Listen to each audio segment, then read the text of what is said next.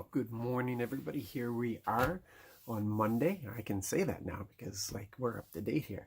And we're reading through Judges 6 and 7. And this is a really interesting bit of scripture here.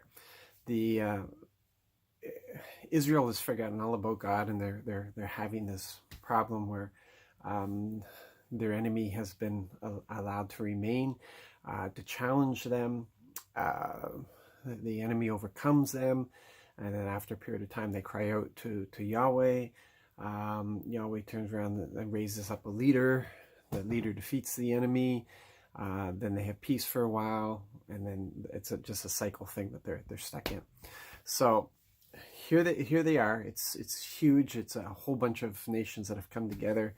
They're being really mean. They're coming in, they're wiping out the crops. So basically Israel is starving to death, and they're just going to starve them out of the land. And the angel shows up, and he says to them, this was not the intention. This was not Yahweh's intention for you. He speaks with God's voice. So he says, this is not my intention for you. This is not what I had planned. This is your failure that you have gotten here. And he goes from telling them that, letting them know what the truth is, and then that angel goes and he seeks out Gideon. He shows up with Gideon, and we know it's famous where he says, he refers to him as a mighty warrior. And Gideon considers himself so insignificant in Israel. He's an insignificant son to an insignificant family, to a small tribe or a small clan inside a small tribe of Manasseh, and it would just be the half tribe of Manasseh.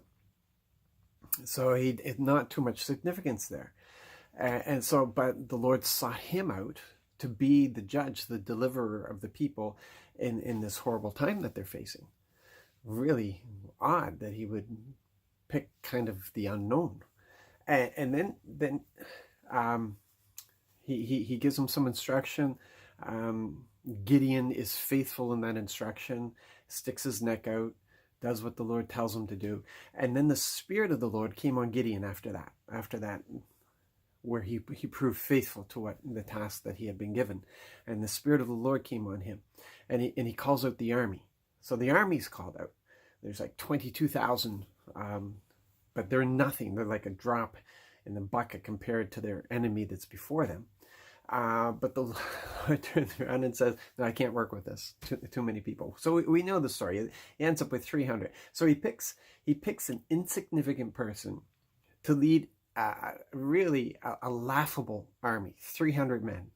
300 men. They got skills, but they're only 300 compared. But the angel had told Gideon that he would defeat this great enemy as if it was one person, and he does, and we know how that all works out.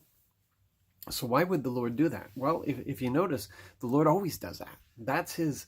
That's the way he operates. He picks the weak. He picks the insignificant. He picks the small but the willing. The small but the willing. Gideon was willing. He did go. Even though he had questions, he still obeyed. He still went. So he's looking for a willing heart. You look at David. David was nothing more than a shepherd boy. Yeah, a worshiper and one who fought bears and lions, but he was still insignificant. He was small. He was the youngest son. It wasn't a great family. He was simply a shepherd boy, but he had a willing heart. It was his heart that mattered. And so throughout the history, we're looking at the Lord picking the insignificant to do great things. Why? So that everybody would know it was him. And that's what he said. That's what he told Gideon when he reduced the army down to 300. He says, no way, you guys are not getting the glory for this. This is your fault. You guys got in this mess.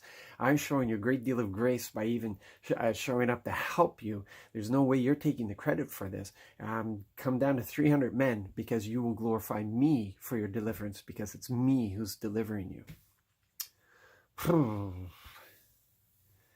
That is so applicable to our life today. Absolutely so applicable. The Lord does what he does so that he gets the glory for it. He does it the way he does it, so that we would know that it's him who does it. We would have no doubt about it, and there's no way we turn around and say, "Well, it's because I'm intelligent," or "It's because I'm talented in this area. It's because of this." Quite often, he uses us in our weakest places. He uses us in the places that we just don't feel strong, so that we are dependent on him, because that's the relationship we have with him. It's a relationship of intimacy. It's a relationship of dependency. That's what he wants us to have with him, because we are children, and he wants us to remain as children. I joke with my kids when when they get about 5, I say, "That's it. You're finished. That's the end of your growth," because I love that relationship I have with them in the younger years. I love the relationship I have as they grow and mature as well. But this isn't taken away from his desire for us to grow into the fullness of Christ. Not all. He wants us in that maturity, but that maturity doesn't mean that he wants us independent from him, and that's important for us to hold on to and understand. He wants to be glorified in our lives. He wants us to know that he's doing this. He calls us into partnership with him. We are co-laborers with him, but we are nothing without him. We can't do it on our own.